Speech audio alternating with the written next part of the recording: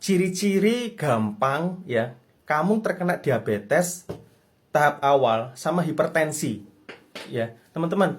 Ini sebentar lagi kan lebaran ya. Ini ada teman saya dokter ngasih nasihat ya, kalau bisa dipakai mungkin bisa mendeteksi itu kemungkinan saudara, anggota keluarga kita, saudara, anak, istri, atau suami ya, atau orang tua ini kemungkinan besar terindikasi hipertensi atau gula darah ya. Jadi gampangannya seperti ini. Ini terutama karena ini menjelang lebaran ya. Kalau misalnya hipertensi ya, hipertensi itu salah satu cara gampangnya ya, daripada Nancy segala macam, dilihat dari makanannya. Ada dari makanan gitu, dia masak nih. Nah, menurut kita ini sudah asin gitu, cukup asin. Nah, tapi menurut dia ini masih kurang asin gitu. Nah, ini kemungkinan besar dia hipertensi kemungkinan. Jadi kalau misalnya pun buat ibu-ibu ya, buat istri di rumah yang biasa masak gitu ya, ya kalau bisa asinnya sedikit lebih baik gitu ya, lebih baik sedikit hambar daripada asin gitu. Kalau misalnya sekiranya cukup berasa asinnya itu level 2 ya, kenapa harus level 4 apalagi level 5 kayak gitu. Nah, kalau misalnya kita ini udah lihat ini asin nih, asin bener nih, tapi menurut dia ini kurang asin gitu. Itu salah satu ciri atau patut dicurigai dia kena hipertensi. Itu yang pertama. Yang kedua, ini masalah diabetes ya, gula darah.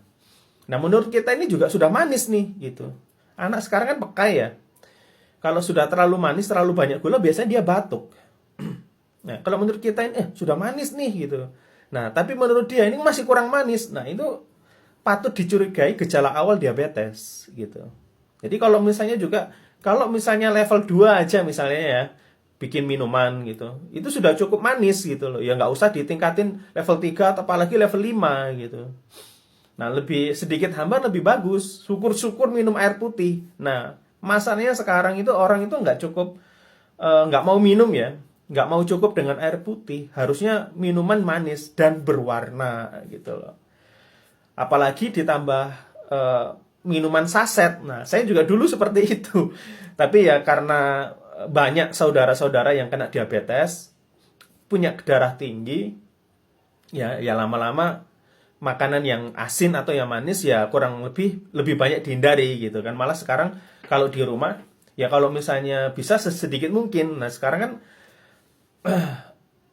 nggak pakai garam rafinasi ya, garam putih gitu enggak, tapi sekarang pakai garam Himalaya gitu.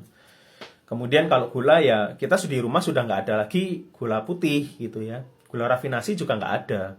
Sekarang itu paling kalau nggak gula merah, gula aren gitu aja, dan itu pun kalau bisa seminimalis mungkin gitu kan. Nah, makan ini kalau misalnya orang tuanya makan, kalau misalnya bisa ya, nasi putih sepertiga atau setengah dari porsi biasa.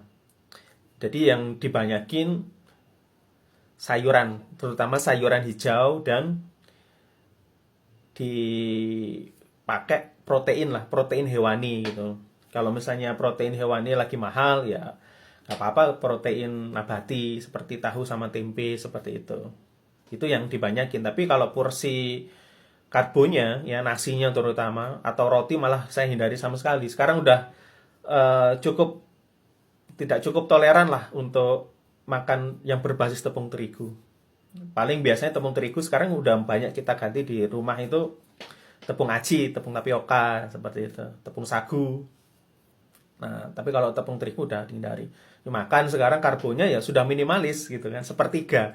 Kalau dulu kan 90% atau paling enggak 80% ini karbo, sisanya ini sayur sama lauk kan gitu. Kebiasaan orang Indonesia, orang Jawa, atau ya mayoritas lingkungan kita kan seperti itu. Tapi itu kan sudah lewat gitu. Sudah waktunya kita care terhadap kesehatan kita sendiri. Teman-teman ada pengalaman serupa, coba ikutan sharing di kolom komentar ya.